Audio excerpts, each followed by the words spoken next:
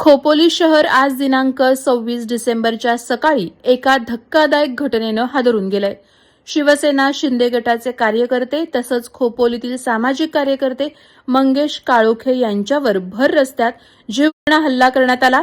मिळालेल्या प्राथमिक माहितीनुसार मंगेश काळोखे हे आपल्या मुलांना शाळेत सोडण्यासाठी निघाले असताना आधीच दबा धरून बसलेल्या हल्लेखोरांनी अचानक त्यांची गाडी अडवली. सुरुवातीला त्यांच्या वाहनाचा संशयास्पद अपघात घडवून आणण्यात आला आणि त्यानंतर क्षणाचाही विलंब न करता धारदार शस्त्रांनी त्यांच्यावर तुफान हल्ला चढवण्यात आला. त्यामुळे त्यांचा जागीच अंत झाला. हा संपूर्ण प्रकार भर रस्त्यात घडल्याने घटनास्थळी एकच खळबळ उडाली. या घटनेमुळे नागरिकांमध्ये भीतीचं वातावरण पसरलं असून खोपोलीत दहशतीची लाट निर्माण झाली आहे. मंगेश काळोखे हे रहाटवडे वॉर्ड क्रमांक 2 मधील परिचित सामाजिक कार्यकर्ते होते.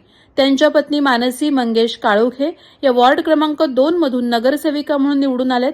ही घटना राजकीय वैरातून घडवून आणल्याची प्राथमिक माहिती समोर येत असून हल्लेखोरांनी सुपारी घेऊन हे कृत्य केल्याचा संशय व्यक्त केला जातोय.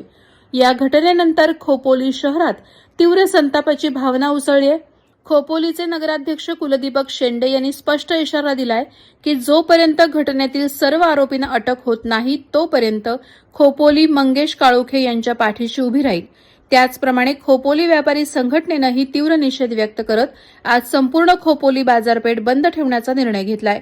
शहरातील नागरिक, विविध पक्ष, संघटनांकडून दोषींवर तातडीनं आणि कठोर कारवाईची मागणी जोर धरत आहे.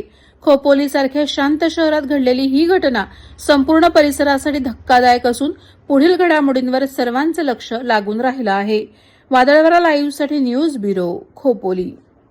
नवी मुंबई व रायगड जिल्ह्यातील ताज्या बातम्या आणि घडामोडींसाठी सबस्क्राईब करा वादळवारा लाईव्ह चॅनल आणि दाबा बेल आयकॉन.